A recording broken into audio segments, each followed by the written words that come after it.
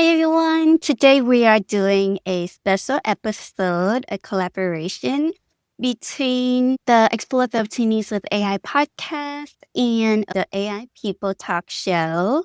My name is Serena Yu, and I am the host of the Explore the Opportunities with AI podcast, where we dive into the latest trend and tap the potential in the AI startup world and buzzing Bay Area AI events. Joining me is the one and only Vivek, the brilliant mind behind the AI People Talk Show. So, welcome, Vivek. Thank you so much, Serena. Glad to be here. Hello, everyone. I'm Vivek Bharathi, host of the AI People Talkshow, where we share stories of thinkers and builders humanizing AI. Serena, I'm so pumped for this crossover. So excited to be here. We also have some great news. We both got nominated for the AI Innovation Awards at the Agentic AI Summit, and we are soliciting your votes. But before that, we would like to use this Yes. opportunity for you to get to know us and what we do in the world of AI. Feel free to scan the QR code, which will take you to the awards website and cast your vote. Yes, definitely. There's like 3 steps when you go to the QR code. It will take you to the website and you just click on the Talk to AI assistant and then you enter both of our names. That's it. You don't need to enter any email. You can exit and your vote will be counted. So thank you in advance for that. All right. Let's get back to the show. Yeah. Vivek, you spent over a decade at IBM shipping the go-to-market strategy for enterprise AI products like Watson. So, spiritually to the intersection of AI and large-scale business. It seems like multiple decades, actually. I've been with IBM right after my engineering program. If I had to simplify my experience so far with IBM, I would put them in 3 buckets: technology, process, people, and it was sequential. The first phase of my journey with IBM was piqued by curiosity to learn more about technology trends, how technology can make life easier for us.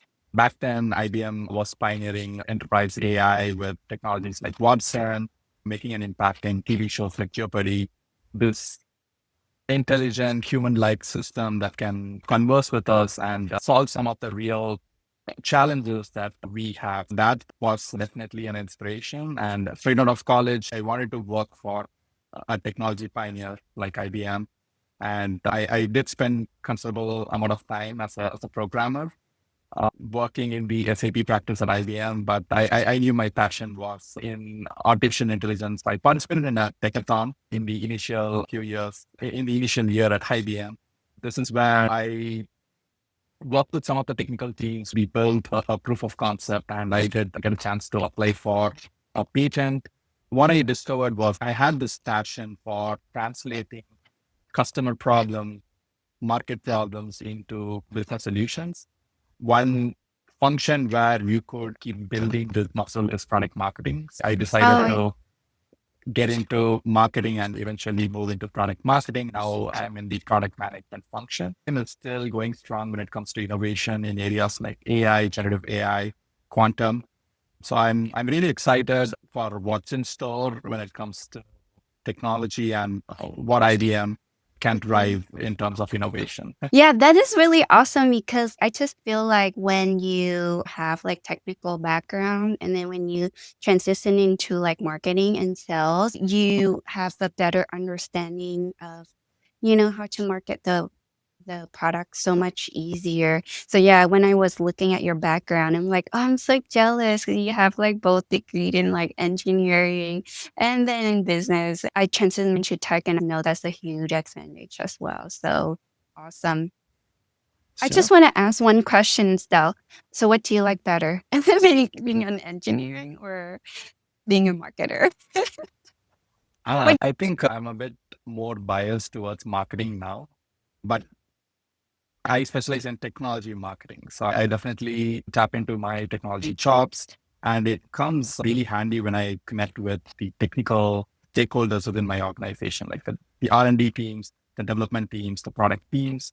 And I see myself as a bridge between the business world and the tech world. It's Yes. sometimes difficult to choose between the two, but having much of my career in marketing in business, I think I would go with marketing. All right. Awesome. I have a question for you. I did Yes. go through your profile as well, and it's pretty impressive. You moved from a marketing agency to advising and operating in AI startups. I can relate with your experience because I used to work closely with agencies. I have so much respect for the work that they do. Really, path breaking, especially in abstract concepts like technology, translating that into something visual, it's challenging. So you are working with Titan now, and you also work in venture capital. What inspired you to focus on the AI startup space, and how did your marketing background help you identify early opportunities? Thank you. So 5 years ago, I started my own online agency after I got let go from social media marketing manager position after the pandemic.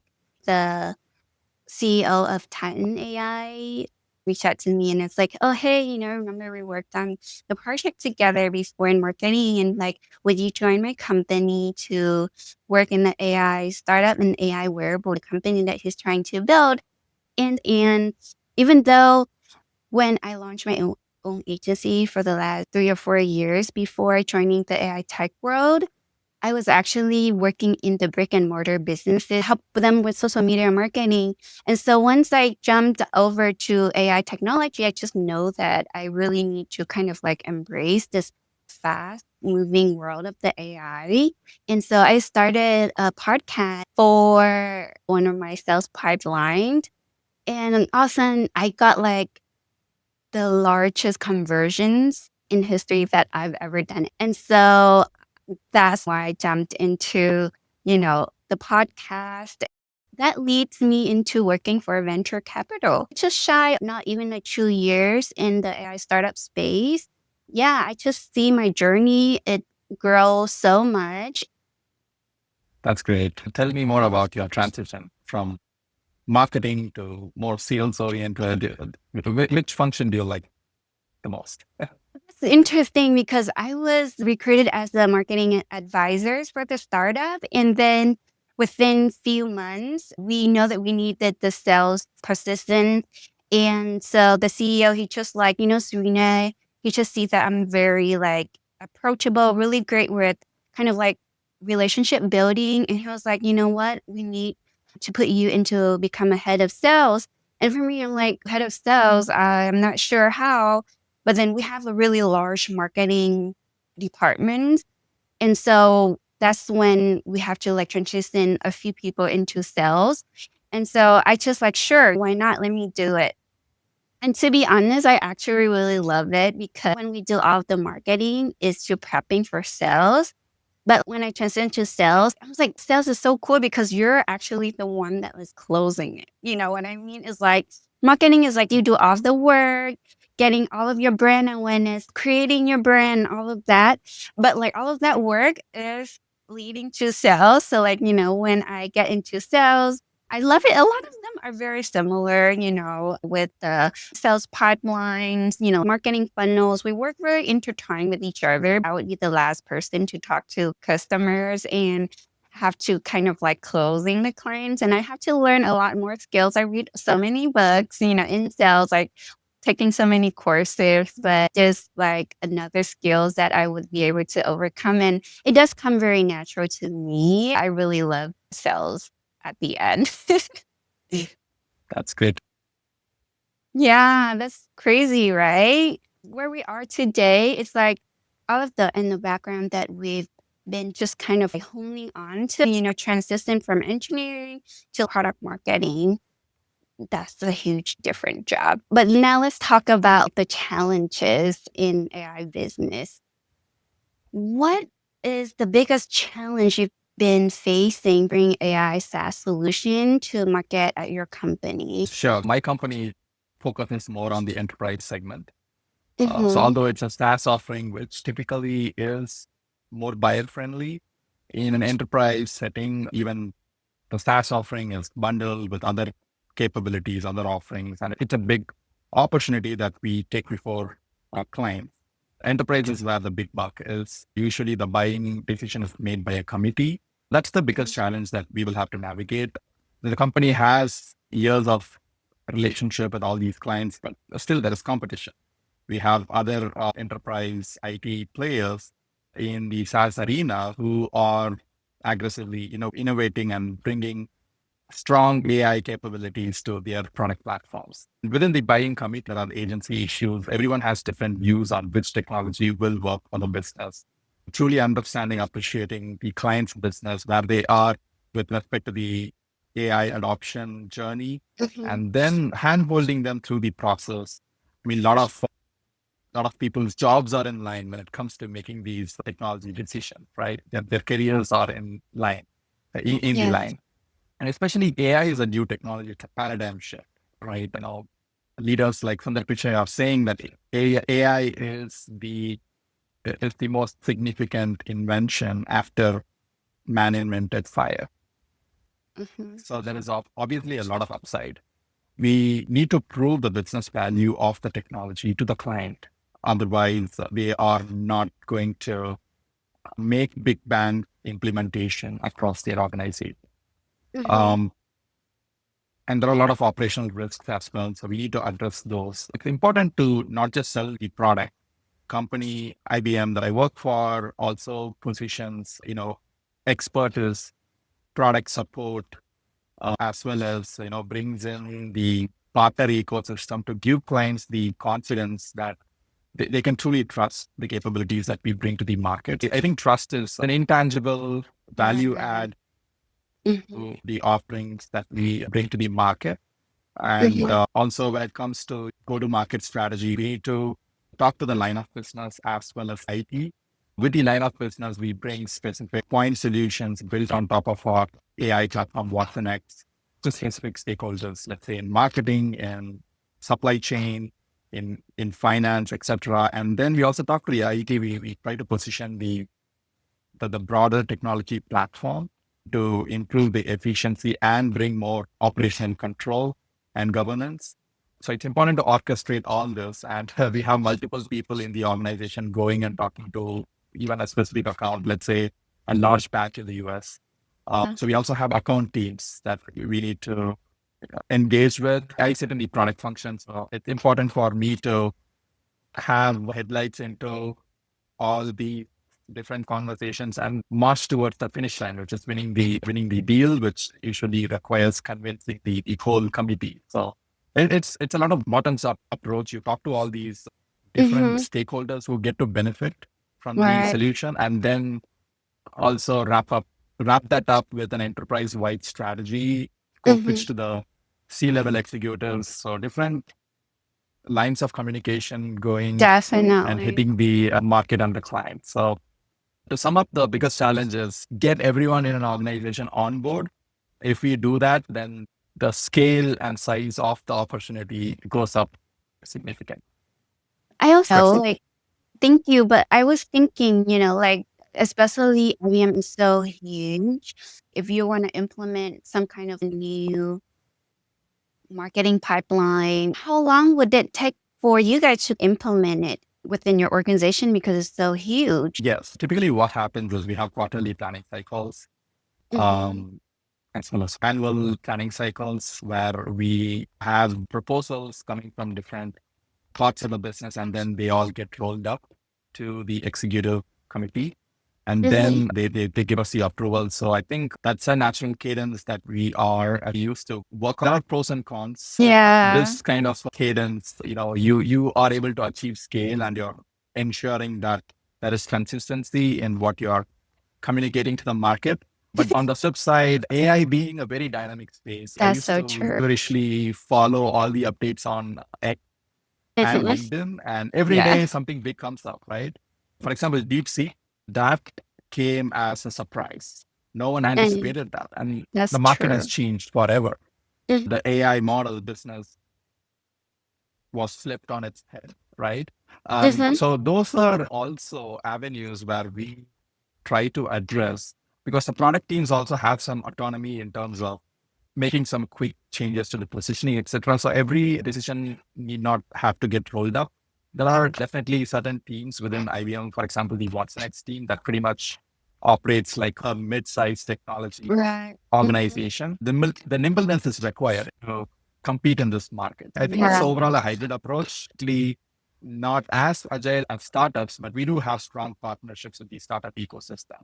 That's For awesome. example, with Mistral, with a lot of data, AI automation startups. So they bring in innovation at breakneck speed, and we have integrations with our Watson X platform. So clients can enjoy these innovations as and when they happen. Well, I'm so glad to hear because for me, I'm from the startup space. We decided to launch our product and literally within a few weeks, we're like, okay, we're going to launch this in 3 weeks. We have such a small team and everybody just communicate very easily because we all like the person that would make the decisions and we're able to successfully launch our product in 3 weeks. Now I'm just thinking with IBM, with a huge team, how are you going to do that? Especially like you said, I'm so glad that it's designed to be like similar to startup as well, because otherwise, if you kind of like going by the corporate structured, it might be really slow, right? And so I'm so glad to hear that now, like even big corporations, they do have to, create that space to kind of like um, get easier to get innovated quickly and launch the product also quickly as well. That's awesome. For sure. Yeah, that's true. And startups also have unique challenges like resource constraints. You might have to rapidly pivot your roadmap and the need to differentiate yourselves. Can you share a moment from your Bay Area experience? You mentioned that you work closely with the community there, engage them to events, etc. Was there a recent AI event where you saw a startup overcome these challenges, and what role did the community or ecosystem play to support the startup?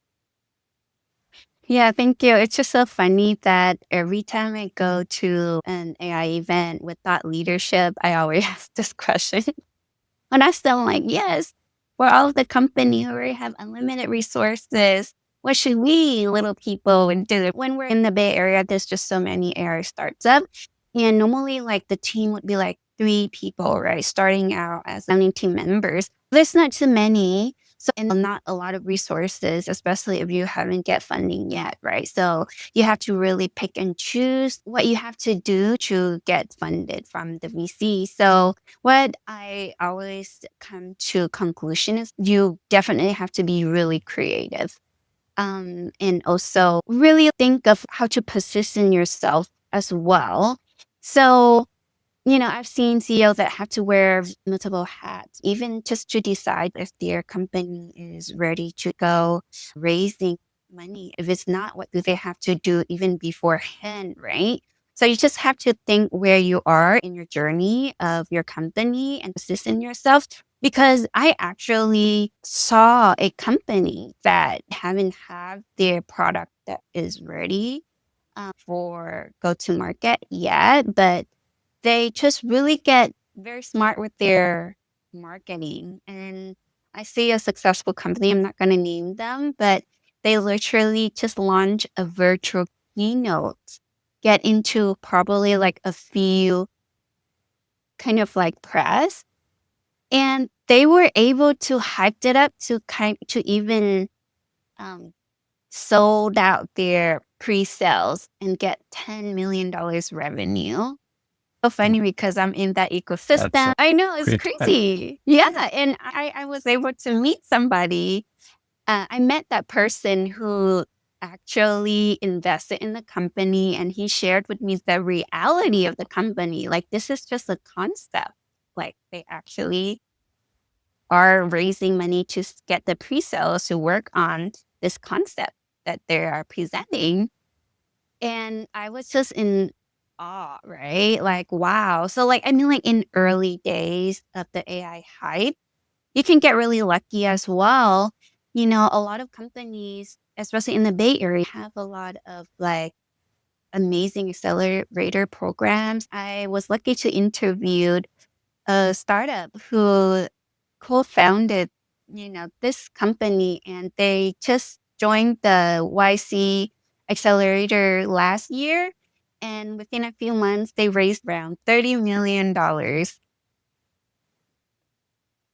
invested in the Awesome. founders. They invested in the founders. You have to be really creative. And if you're really limit resources, especially in the Bay Area. We have rich talent who really love to, like working on the same project. They're all entrepreneurs. They're very fascinated about working in the space. I see a lot of them are merging with each other to found a company. I feel like we are lucky in the Bay Area to have this diverse system to support the AI startup in this space. A lot of founders are almost from all over the world moved out here and, start their AI companies, which is awesome. I think the ecosystem is so strong that it can support each other.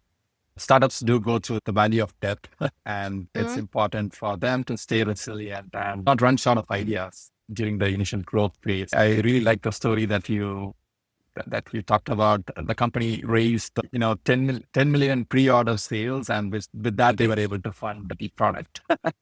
Yeah. Scrappy ways to grow the business. That's how startups work. Pretty cool.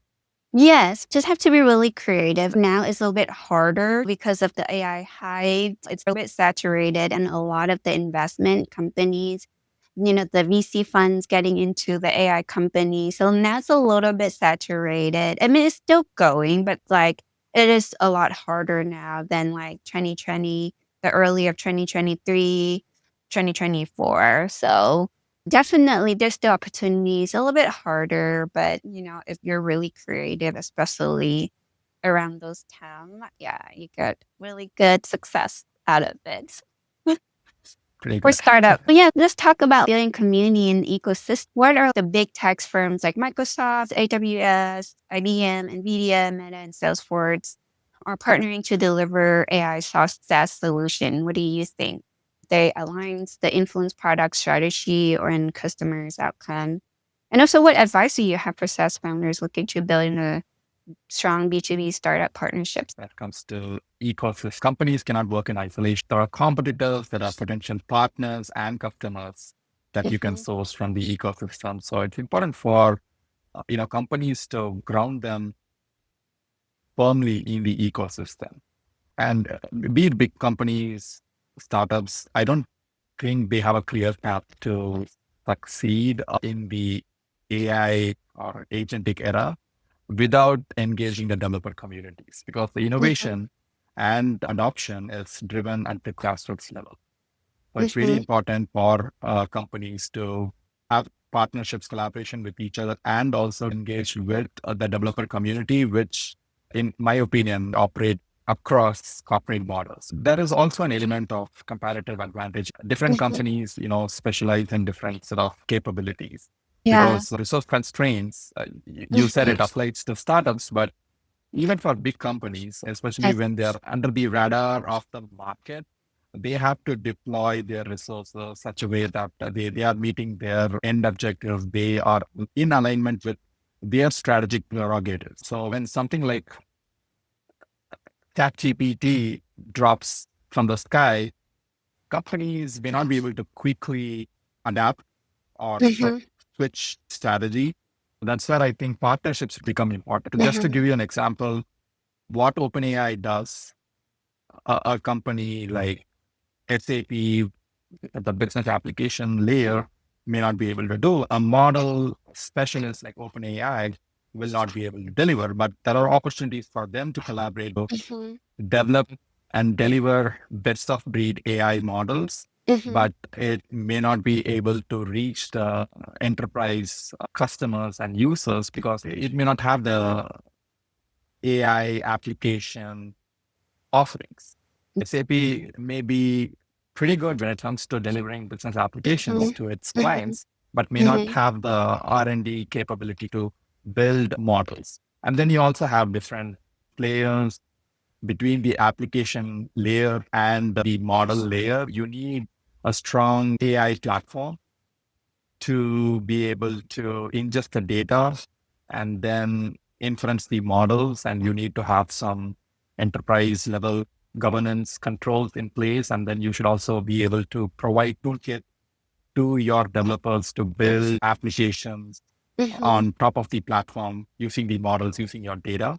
And mhm. then you infuse those features in your business application. Companies like NVIDIA IBM, Microsoft have a huge role to play when it comes to this layer or technology stack between AI models and business applications.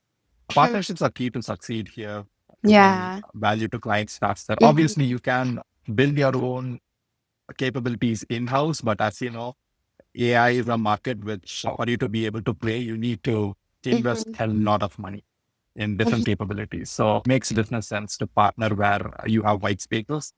For example, when it comes to generative AI, companies specialize in different layers of the technology stack, which I talked about. So it only makes sense for alliances to be established and also for companies to have integrations. Specifically for SaaS founders looking to build strong B2B partnerships, I would advise them to look for the right hook to go talk to the business development teams. A good wine sells on its own without marketing. So if you have state of the art AI models or agentic capabilities and you are crushing all the benchmarks, Mhm. you will have inbound Mhm. demand coming your way. Other ways to sell your capabilities is you already have a developer community. It's gaining a lot of traction. So if a big company partners with you or procures your capabilities, they're also getting the mind share of those developers who are interested in your technology. Startups can always demonstrate their enterprise readiness if they have a client, initial set of clients from the enterprise segment who have already risked the technology. That's Mhm. something that big tech companies will look at favorably. So that's my That's advice there. Yeah, that's so true. It's awesome that you bring out that point too, because early in January, I did the podcast for AI in healthcare. We talked about the problem of like innovation and, with company with lots of resources, but it's just a company that they even put almost $1 billion on creating a platform that they needed to use for the company, and they actually couldn't really able to kind of like make it work. And so like they end up having to acquire a startup, that already solved the problem. And, when you're thinking about partnership or merger and acquisition, it's really, just like trying to kind of like, what do you need help in as especially in the space that you're in, right? And then you can just also looking for collaboration as partners, or even just looking to acquire a startup trying to solve the same problem. Even a big corporation is still creating their own ecosystem for them, and it's really important as well. Yeah, that's really cool. Yes, Hmm. it's definitely not a zero sum game. If we all play together, the pie expands. The AI market has a lot of Yeah. potential. And I just feel like even for a startup, even though you don't have a lot of resources, but just kind of like taking the same model that you used to shares to kind of like looking ahead to even like a bigger corporation, if you're a smart startup, to see what are the problems they are trying to solve. And if you solve the problems already, you can actually reach out to them, like vice versa as well, and creating partnership and, just kind of like to reach out to them as well. So don't be afraid, because this is what we did for, our AI startup as well. It's an AI wearable, but it's more for doctors and physicians. So we actually reach out to big company like Mayo Clinic, like all of the big names, healthcare company out there, and we're reaching out to them. And there were actually potentials of partnership. They were looking for more use cases, and for them to get in use cases of the things that they want to do is a little bit more complicated, because they have more of like the regulations to follow. And it takes time to work with bigger corporations, but if you can get into it, it's a huge advantage for startup, especially if you are low on resources. Well, Not sure. yeah, Agree? yeah, definitely.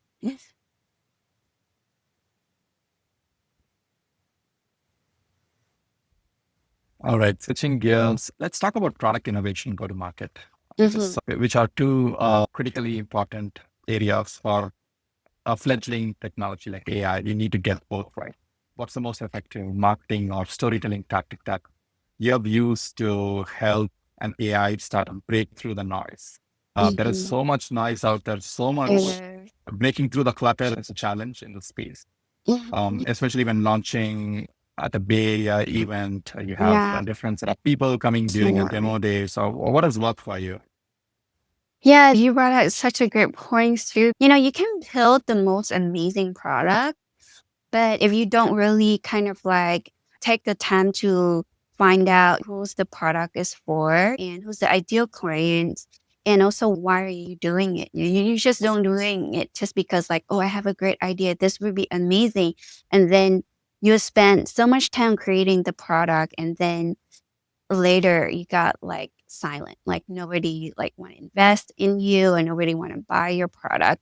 So definitely with all of the noises out there, you definitely have to differentiate yourself. Like, just for an example, so like AI agents, we say it's a hype, but it's here to stay. But like first heard of AI agent probably early in 2023, and where it's like nowhere else is, talking about AI agent.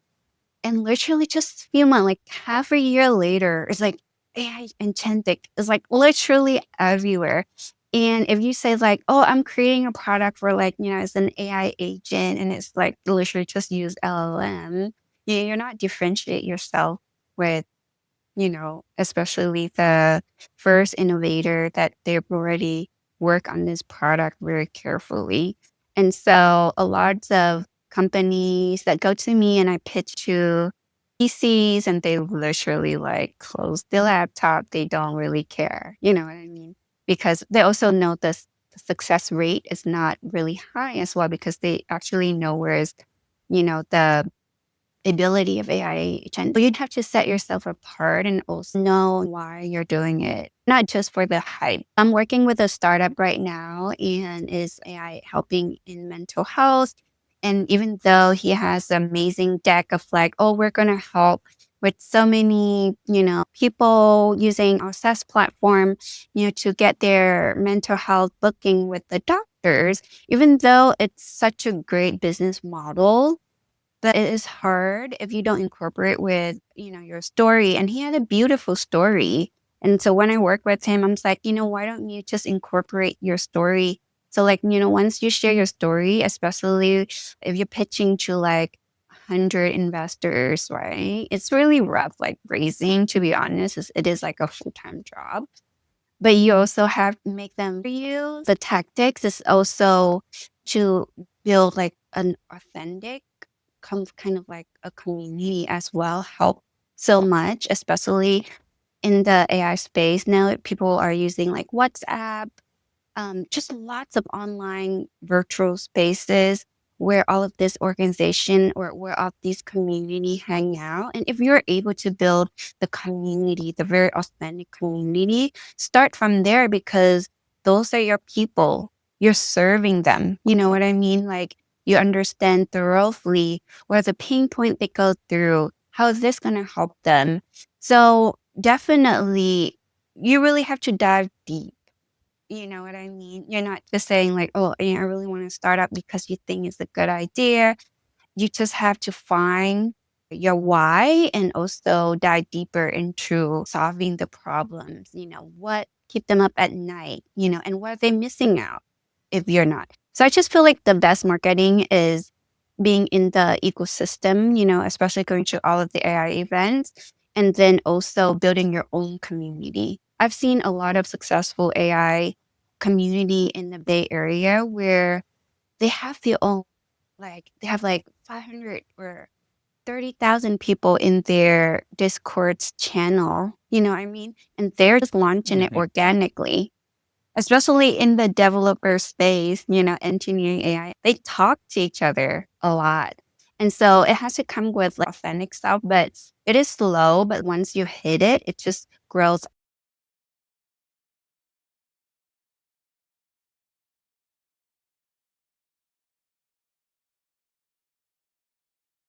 I know we have a long conversation. We like this is gonna be so short, but we'll really long. Love to All right. talk. Yeah. So we are now going for the touchdown. We have a 60-second pitch. Who Okay. wants to Yeah. go first? Sounds good. Okay. My goal for my Explore the Opportunities with AI podcast is actually to share the stories and also bridging the gap for whoever is new into the field.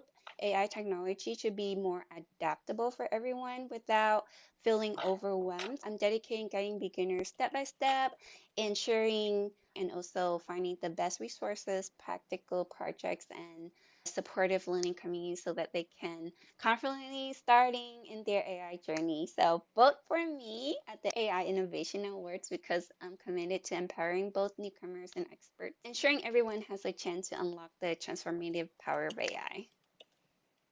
Now your turn. All right. I'm an engineer turned product manager, passionate about bringing innovative technology solutions to the market. I have been fortunate to see the evolution of AI across different points in time, right from when we use technology to source information, to find useful insights, to make decisions, to take actions, and to also assume the agency for the outcome. So, right now, Agentic AI is at a point where the technology truly has evolved into a capability that we can call a coworker, as someone who we can trust to work together on projects and get things accomplished, aim for shared outcomes, which is really exciting. If my work in data and AI has ever sparked an idea, helped your project run smoother, or simply inspired you, I would be incredibly grateful for your support to win the Agentic AI Innovation Awards. I'm glad to have this conversation with you today with Serena. Awesome. Yeah, we had so much fun. And yes, we are competing against each other, but here we are, we're collaborating with each other. This is innovating, right? The one we Yes, promised. Anyways, partnership at its very best. exactly. So we are in the same categories, but then, it's just for fun as well. If we get this, it would be amazing. But if not, I just had such a fun conversation with Vivek today.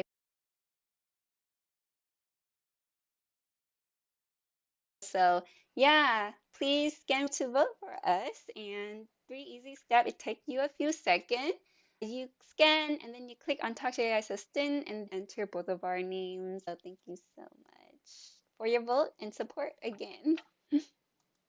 Thanks, everyone.